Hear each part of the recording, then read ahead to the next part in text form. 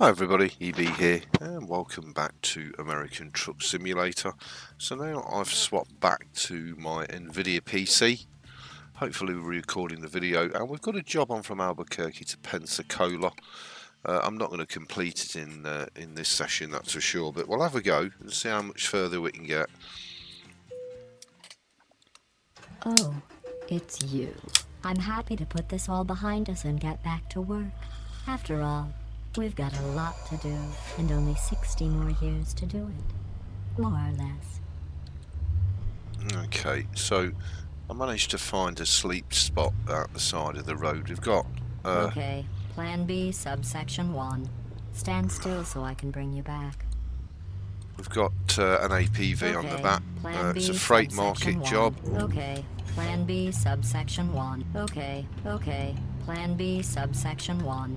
Okay, Plan B, subsection 1. Stand still so I can bring you back.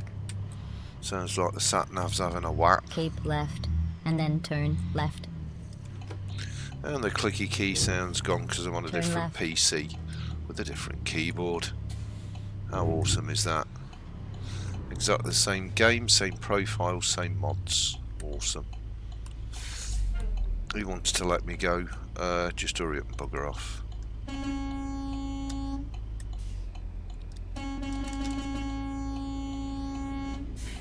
Oh, this is a real pain in the arse.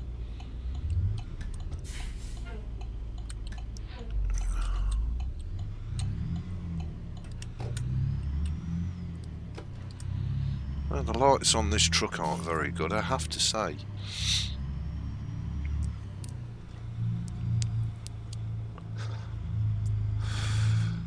So, I don't even know how far we got, actually. Not very far. So, that's where I pulled off and slept. Where's Albuquerque? Yeah, we're not even at Tucumcari yet.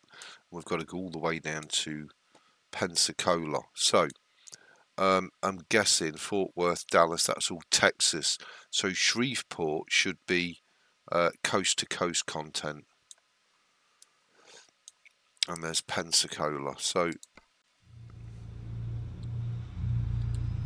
let's get on our merry way.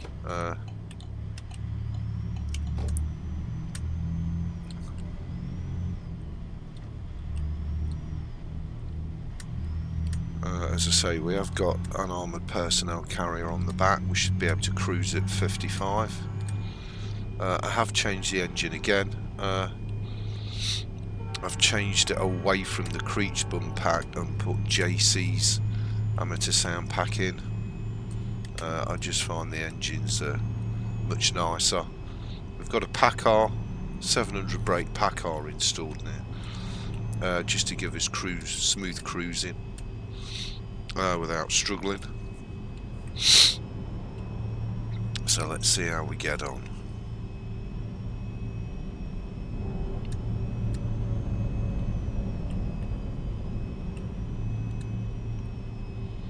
It is middle of the night, it's midnight in game time, so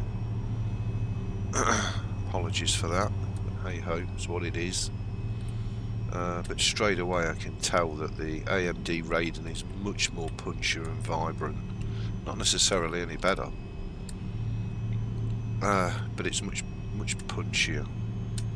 This is a lot flatter in terms of colours and rendering. It's fine, but a lot flatter than the Raidens.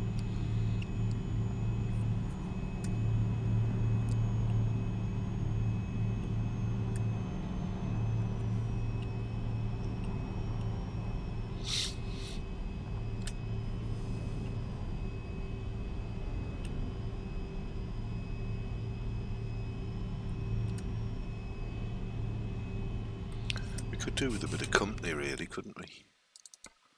See what's going on in the States. This program is sponsored by Percento Technologies, an IT solutions firm supporting business leaders with consulting, implementation, and management for information technology. Based in Houston since 1999. Details at percento.us. That allowed scientists, for the first time, to identify different plants an individual elephant consumed based on genetic fragments found in the animal's feces. That, combined with remote sensing and GPS tracking, led scientists to conclude elephants have personal food preferences and that they consume a broader ranging diet than previously thought. Researchers hope the study published in the journal Royal Society Open Science will help improve conservation efforts. Yuki Noguchi, NPR News. U.S. futures are flat in after-hours trading on Wall Street. On Asia-Pacific market, shares are mostly lower, down nearly 1% in Tokyo. I'm Shay Stevens. This is NPR News. Support for NPR comes from NPR stations.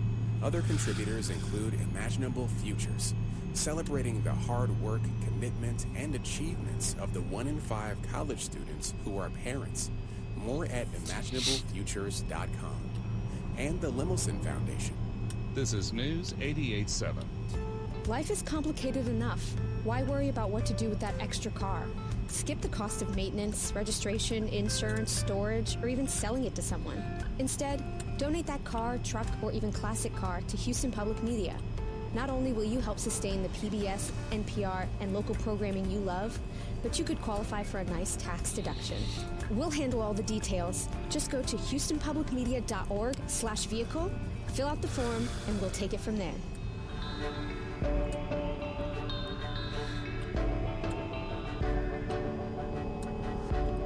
A stranger can't just walk into a bank branch and steal from you. They would need to show ID to verify they are the owner of that account. There's a lot less verification required to deposit money into a bank account, and therein lies a glaring loophole for criminal gangs. From KERA in Dallas, this is Think. I'm Chris Boyd. There's a relatively new sort of scheme playing out at bank branches across the country that involves the creation of so-called drop accounts in which to deposit checks stolen from the mailboxes of businesses, individuals, even churches, which may see a steady stream of contributions mailed in each week. Once the money is in those fraudulent accounts, getting away with it is as simple as using an ATM card with the proper PIN number, which the criminals have because they set up those accounts in the first place. This kind of fraud is almost as easy to get away with as it sounds, not because banks and the Postal Service don't know what's going on, but because they're dragging their heels on putting remedies in place. Kurt Eichenwald is senior investigative editor at The Conversation, which published his article, Heists Worth Billions, written with his colleague David Maimon. Kurt, welcome back to Think. Thanks for having me back. So we all understand how bad it can be, right, if some criminal gets access to our bank account. But this form of fraud starts with the establishment of fake accounts for fake people. That's right, and it's pretty awful because it facilitates numbers of frauds. They can get access to your bank account. They can steal your money in several different ways and are doing it. And the thing is, they now have a way to rapidly launder that money, rapidly Okay, get the Plan cash B, into subsection their hands, 1. Stand still so I can bring you back. You know, the banks know it's going on, but if they were to really enforce the rules to try and protect us from that, they would potentially lose business. And so it's pretty horrifying. Because, you know, we are all open to this, and we're talking something that is costing billions of dollars a year. How did this manager at a TD Bank branch in Maryland realize something was amiss? Well, she started going through the accounts, a series of accounts. She noticed there was something wrong with a check. The check was made out to a church. So when she looked at the signatory on the back and the deposit and the account it went into, it had nothing to do with the church. And in fact, it was at a branch very far away from the actual church. The church was in another state. And so that set her down a path of trying to figure out what was here. And she found on that account that the person had opened it up with a Romanian passport, which again is odd. And the more she looked into it, the more of these accounts opened with Romanian passports she found. And for all sorts of different people. In the end, there were 200 accounts that had been opened at this one branch, and there was a bank manager there who was being bribed by the gang to overlook the fact that might have been a mistake. Just saying. Cheese and rice. And they stole almost $2 million. Oh my lord, this is going to be fun trying to get out of here, isn't it? Around the country. Just saying. Used drop accounts in this tiny little bank. See if we can force our way out. Outside of Baltimore to convert the stolen checks into cash. So it's been a long time. The fuckers ain't gonna let us out, look. To a bank to open a new checking look, they really ain't. The last time I got fuckers a new account, I did the whole thing online, which felt very convenient. Maybe I had to scan my driver's license, but I'm not sure I remember that. It'll also be very interesting to see the difference between SCS and the latest coast-to-coast content as well. Turn left. Opening an account on Didn't even know there was a left turn there. Cheese and rice. These criminals open drop accounts because it does decrease the amount of identification, the amount of review. Nobody sees who you are, and so what they're able to do is create a fake driver's license or create a fake passport, which is shockingly easy to do. In fact, if you go to the article on the conversation, there's a video of them creating fake driver's licenses, and it takes about 20 seconds. And banks have found that if it takes longer than about 2.5 minutes to open an account, people drift away. They stop midway. And so about 2.5 minutes is how long the process is, which means they're cutting a lot of stuff out of the process of opening a bank account. So there are these criminals. We've seen them open 400 accounts in one night, and it's pretty horrifying. But the banks know that if they make it more complicated, if they stretch out the application time, that legitimate bank customers will go somewhere else. They'll go to another bank, and another bank that does it faster. And so that's the competition. It's a race to the bottom.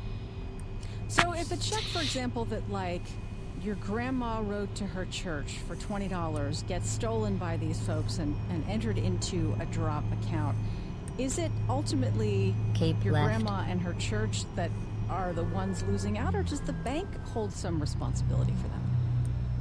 Well, both your grandma and the church have been robbed because she had an intent to spend money on something and didn't get to, and the church was supposed to get money for its activities and didn't get it.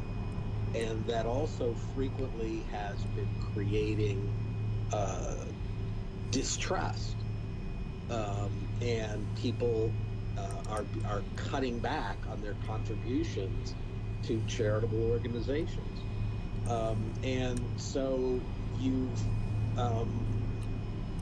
the banks themselves don't necessarily have the problem of losing money unless the check was drawn on a bank that says, wait a minute, now we're on the hook for this because this was stolen. Well, actually, no, I'm sorry, that's incorrect. It's not the ones that are stolen, it's the ones that are falsified that the banks can lose money, but not as much as they make by having quick opening of the bank account. Keep right. So we should then talk turn about right. how criminals are getting their hands on checks meant for other people. I mean, in some cases they may have Turn right. illegally applied for and received government aid, but in a lot of other cases they've just stolen mail, and this turns out to be a bigger and more organized operation than just like mailbox to mailbox down a residential street. Mail carriers are regularly being mugged. Mail carriers are on. having what's called their arrow keys robbed, stolen from them. And so there are a lot of robberies on the streets to get this arrow key, which then is used to open hundreds of those blue box, public mailboxes. And criminals go and they open these mailboxes, or they go and they sell the arrow keys online on the dark web they have marketplaces where they sell everything from, in this area, they'll sell arrow keys, they'll sell letter carrier uniforms so that the people going and emptying all the mailboxes look appropriate.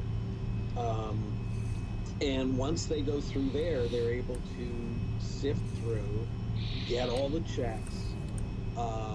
They have a means of what's called washing the checks, where they actually are able to make the ink, the written ink, disappear, and then fill out the check again for any sum they want, and then go and deposit it in a fraudulent account where they can then withdraw the money. So is there just like a single master key that opens every blue letterbox in the country?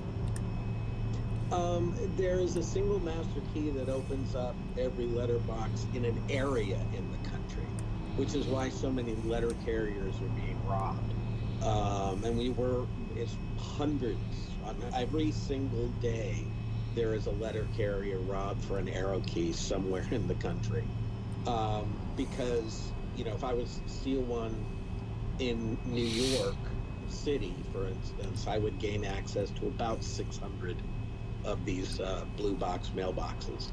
But I wouldn't gain access to, if I stole it in Manhattan, I wouldn't get access to any in Brooklyn. If I stole one in Dallas, I wouldn't get access to any in Fort Worth. And so people are robbing different mail carriers based on the area in which the arrow key works. So obviously, people who are robbing these mailboxes are looking for envelopes that might contain checks, but they're also grabbing up, credit card statements, bank statements. What other kind of information is valuable? Anything financial. Okay. Anything that contains a lot of... So I'm going to end the video here. Thanks for watching. Please rate, comment, subscribe. Thumb the videos up or down. I will see you for another wicked American truck video.